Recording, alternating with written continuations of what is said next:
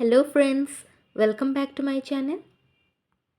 आज वीडियो रे मु आपण मानक सहित आ गोटे रेसिपी शेयर करी जो थी कि मु आपण मानक सहित कदली गोटे इंस्टेंट आइटम टी आपण मानक सहित शेयर करी। तो चलतु रेसिपीटा को स्टार्ट करवा। यही रेसिपीटा मु प्रथमे कंचा कदली को तार चोपा छड़े कि शेप्रे काटिकी नहीं। एबे मु गैस रो फ्लेम को ऑन करिकी सेथिरे गोटे कड़ाई बसई नहीं जो थी कि मु 2 कप पानी देछि।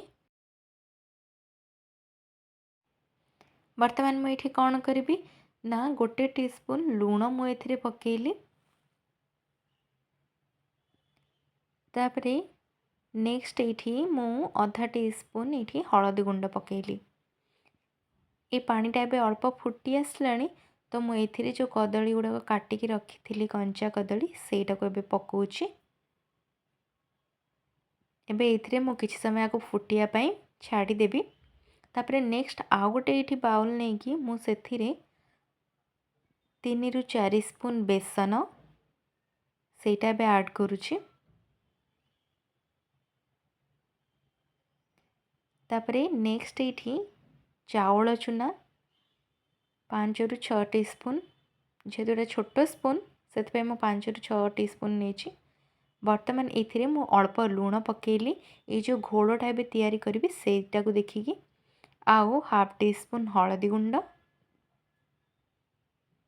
सेटा बर्तमान ये पकईदेली। नेक्स्ट ये गोटे टीस्पून मसला पाउडर आपण माने जो भी करी पाउडर एथिरे यूज करि परिबे। तापरे नेक्स्ट ये मु कौन करछि ना कंचालंका रसण आ अदा ये तीनटा को छेचिकी नहीं तो सेटा को बर्तमान मुझे ये पकई दूची। देखिपारे ये मुझे छेचिकी नहीं। तापरे ये मु गोटे स्पून राशि पकेली।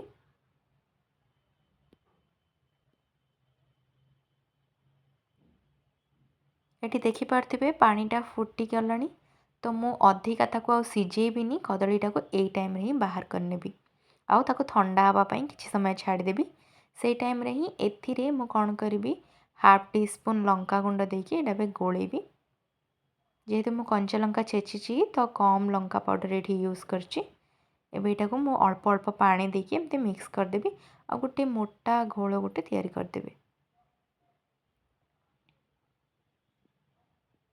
देखिपारे ये जो बैटरटा पूरा प्रिपेयर हो गला ताको मु एतिकी ही थिक रखिबी। एटा को एबे 5 मिनट पे मु छाड़ी देबी एमती। तापर ये देखिपारे कदली गुड़ाक भी ठंडा हवा पाई मु एपटे रखी देथिली एटा मध्ये एबे ठंडा हो गला। एबे मु पुणी थरे गैस रो फ्लेम को ऑन करके सेथिरे गोटे तावा बसई नेली।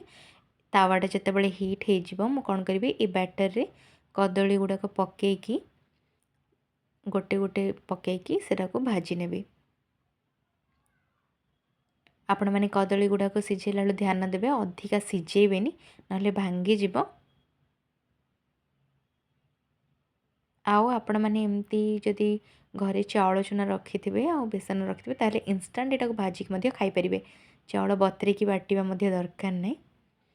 तेबे देखिपारे ये मु प्रथमे गोटे स्पून तेल पूरा चारिपटे गोली देली। तापरे बर्तमान एमती गोटे गोटे देकी सेथिरे भाजी नेबी। आपण मैंने देखिपारे ये एमती गोटे गोटे ताको रखि दियंतु। जेतेबेले एटा गोटे साइड हो जिवो ताको आर साइड को उल्टे नेबे। प्रथमे ताको हाई फ्लेम रे रखिदेबे तापरे मझिरे टिके मीडियम करदेबे जेतेबेले आर पट को उल्टेबे।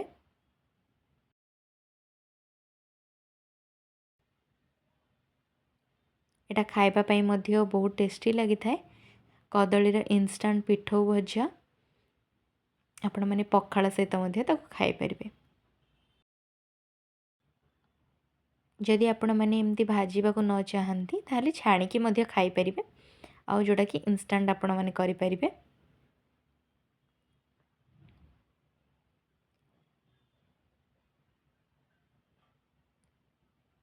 देखिपारे ये एटा एबे गोटे साइड पूरा हो गलानी तो मुझे आर साइड को उल्टे नेबी। ये बर्तमान ता उपरे मु आउ अल्प अल्प तेल टिके टिके पकई दूची।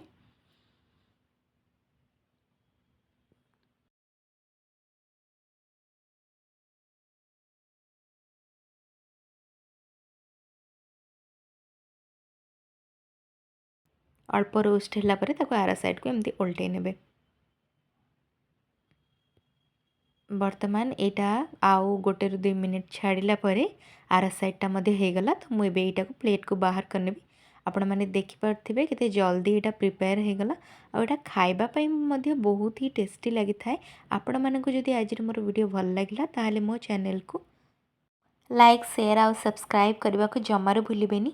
आउ जदि एमती सब वीडियो नोटिफिकेशन पाइबा चाहती ताहले बेल आइकन को प्रेस करके ऑन नोटिफिकेशन को क्लिक करदेवे।